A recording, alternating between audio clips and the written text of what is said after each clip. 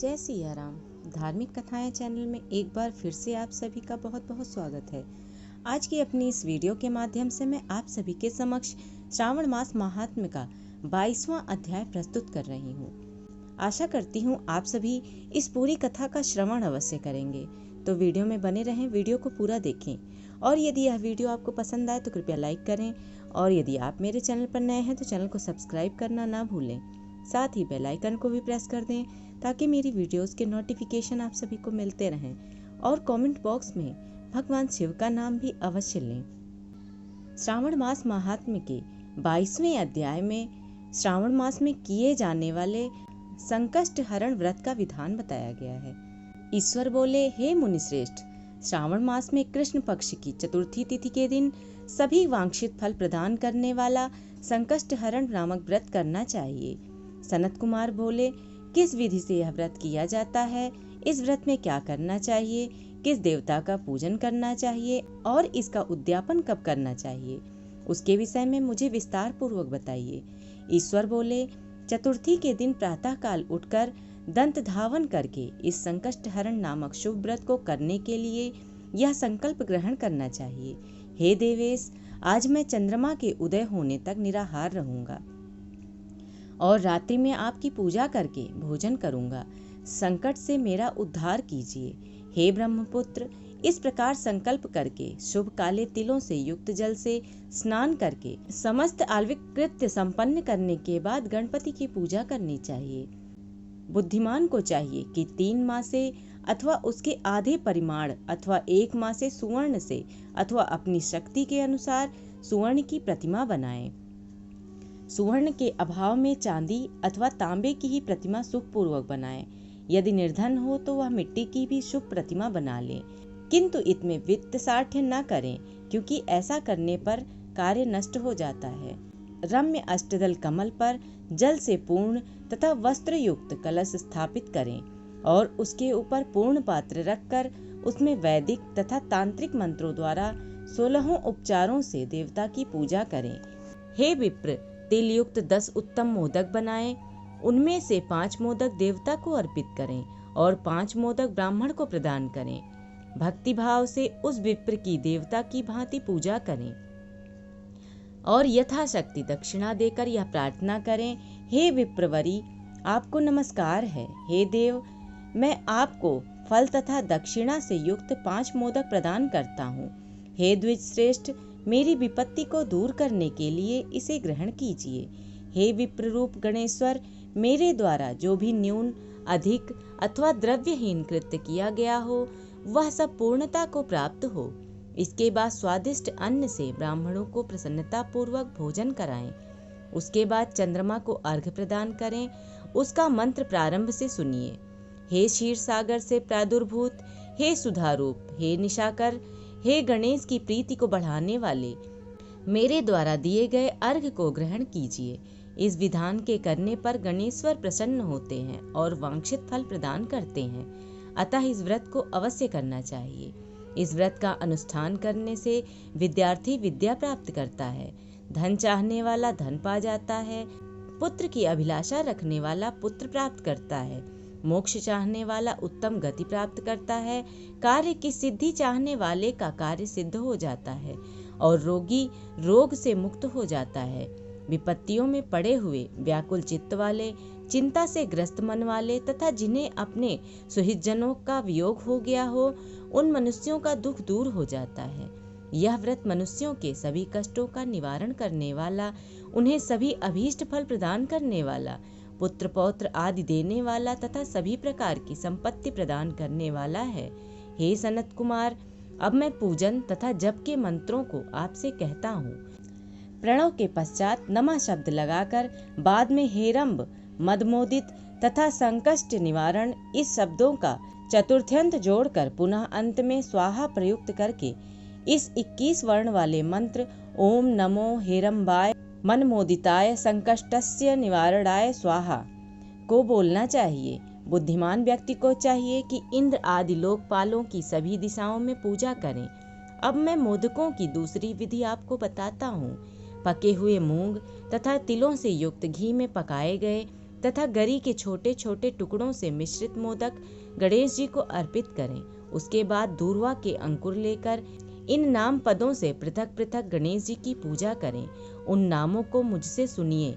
हे गणाधिप, हे उमापुत्र, हे अघनाशन, हे एकदंत, हे इभवक्त्र, हे मूषक वाहन, हे विनायक, हे ईशपुत्र, हे सर्व सिद्धि प्रदायक, हे विघ्नराज, हे स्कंदुरो, हे सर्व संकट नाशन, हे लंबोदर, हे गणाध्यक्ष, हे गौरांगमल संभव, हे धूमकेतो, हे भालचंद्र, हे सिंदूरासुर मर्दन, हे विद्यानिधान, हे विकट, हे शूर्पकर्ण, आपको नमस्कार है। इस प्रकार इन 21 नामों से गणेश जी की पूजा करें। उसके बाद भक्ति से नम्र होकर प्रसन्न बुद्धि से गणेश देवता से इस प्रकार प्रार्थना करें। हे विघ्नराज, आपको नमस्कार है। हे उमापुत्र, हे अघनाशन, जिस उद्देश्य से मैंने यथाशक्ति आज आपका पूजन किया है, उससे प्रसन्न होकर शीघ्र ही मेरे हृदय स्थित मनोरथों को पूर्ण कीजिए। हे प्रभु, मेरे समक्ष उपस्थित विविध प्रकार के समस्त विघ्नों का नाश कीजिए। मैं यहाँ सभी कार्य आपकी कृपा से करता हूँ। मेरे शत्रुओं की बुद्धि का नाश कीजिए तथा मित्रों की उन्नति कीजिए। इसके बाद 108 आहुति देकर होम करें। उसके बाद व्रत की संपूर्णता के लिए मोदकों का वायन प्रदान करें। उस समय यह कहें, गणेश जी की प्रसन्नता के लिए मैं 7 लड्डुओं तथा 7 मोदकों का वायन फल सहित ब्राह्मणों को प्रदान करता हूँ। तदनंतर हे सत्यम, पुण्यदायिनी कथा सुनकर इस मंत्र के द्वारा 5 बार प्रयत्न पूर्वक चंद्रमा को अर्घ्य प्रदान करें। क्षीरोदारणो संभूत अत्रि गोत्र समुद्भव गृहाणारघ्यम मया दत्तम रोहिण्या सहितः सशिन। क्षीर सागर से उत्पन्न तथा अत्रि गोत्र में उत्पन्न हे चंद्र, रोहिणी सहित आप मेरे द्वारा प्रदत्त अर्घ्य को स्वीकार कीजिए। उसके बाद अपने अपराध के लिए देवता से क्षमा प्रार्थना करें और अपने सामर्थ्य के अनुसार ब्राह्मणों को भोजन कराएं तथा ब्राह्मणों को जो अर्पित किया हो उसके अवशिष्ट भोजन को स्वयं ग्रहण करें। मौन होकर 7 ग्रास ग्रहण करें और आसक्त हो तो इच्छानुसार भोजन करें। इसी प्रकार 3 मास अथवा 4 मास तक विधान पूर्वक इस व्रत को करें। उसके बाद बुद्धिमान को चाहिए कि 5वें महीने में उद्यापन करें। उद्यापन के लिए बुद्धिमान को अपने सामर्थ्य के अनुसार स्वर्णमयी गणेश प्रतिमा बनानी चाहिए। उसके बाद उस भक्ति संपन्न मनुष्य को पूर्वोक्त विधान से चंदन, सुगंधित द्रव्य तथा अनेक प्रकार के सुंदर पुष्पों से पूजा करनी चाहिए और एकाग्र चित्त होकर नारिकेल फल से अर्घ्य प्रदान करना चाहिए। पायस से युक्त सूप में फल रखकर और उसे लाल वस्त्र से लपेटकर यह वायन भक्त ब्राह्मणों को प्रदान करें। साथ ही स्वर्ण की गणपति की प्रतिमा भी दक्षिणा सहित उन्हें दें। व्रत की पूर्णता के लिए 1 आढ़त तिल का दान करें। उसके बाद विघ्नेश प्रसन्न हो ऐसा कहकर देवता से क्षमा प्रार्थना करें। इस प्रकार उद्यापन करने से अश्वमेघ यज्ञ का फल प्राप्त होता है और मनोवांछित सभी कार्य सिद्ध हो जाते हैं। हे सत्तम, पूर्व कल्प में स्कंद कुमार के चले जाने पर पार्वती ने मेरी आज्ञा से 4 महीने तक इस व्रत को किया था। तब 5वें महीने में पार्वती ने कार्तिकेय को प्राप्त किया था। समुद्रपान के समय अगस्त्य जी ने इस व्रत को किया था और 3 माह में विघ्नेश्वर की कृपा से उन्होंने सिद्धि प्राप्त कर ली। हे विप्रेंद्र, राजा नल के लिए दमयंती ने 6 महीने तक इस व्रत को किया था। तब नल को खोजती हुई दमयंती को वो मिल गए थे। जब चित्रलेखा अनिरुद्ध को बाणासुर के नगर में ले गई तब वह कहाँ गया और उसे कौन ले गया, यह सोचकर प्रद्युम्न व्याकुल हो गए। उस समय प्रद्युम्न को पुत्र शोक से पीड़ित देखकर रुक्मिणी ने प्रेम पूर्वक कहा, हे पुत्र, मैंने जो व्रत आपके घर में किया था उसे मैं बताती हूँ, इसे ध्यान पूर्वक सुनो।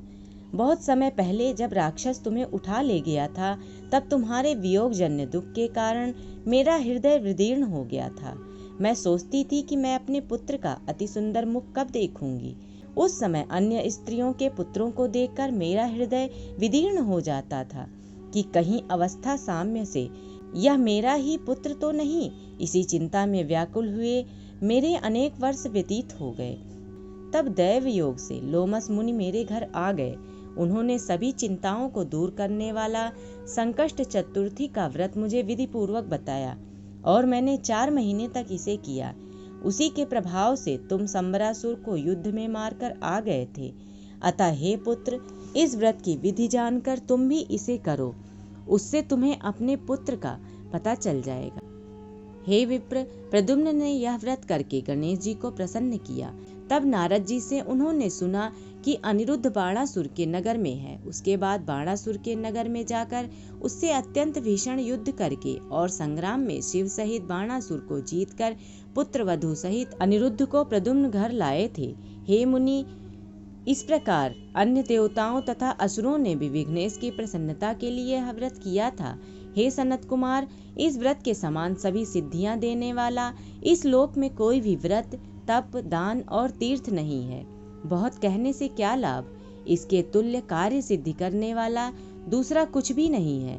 अभक्त, नास्तिक तथा शठ को इस व्रत का उपदेश नहीं करना चाहिए, अपितु पुत्र, शिष्य, श्रद्धालु तथा सज्जन को इसका उपदेश करना चाहिए। हे विप्रर्षे, हे धर्मिष्ठ, हे विधिनंदन, तुम मेरे प्रिय हो तथा लोकोपकार करने वाले हो, अतः मैंने तुम्हारे लिए इस व्रत का उपदेश किया है। इस प्रकार श्री स्कंद पुराण के अंतर्गत ईश्वर सनत कुमार संवाद में श्रावण मास महात्म्य में चतुर्थी व्रत कथन नामक 22वां अध्याय पूर्ण हुआ। भगवान शिव की कृपा दृष्टि अपने भक्तों पर बनी रहे, ऐसी कामना के साथ आज की अपनी इस वीडियो को मैं यहीं समाप्त कर रही हूँ। आशा करती हूँ आप सभी को यह वीडियो अवश्य ही पसंद आई होगी। यदि पसंद आई हो तो कृपया लाइक करें और कमेंट बॉक्स में भगवान शिव का नाम भी अवश्य लें। धन्यवाद।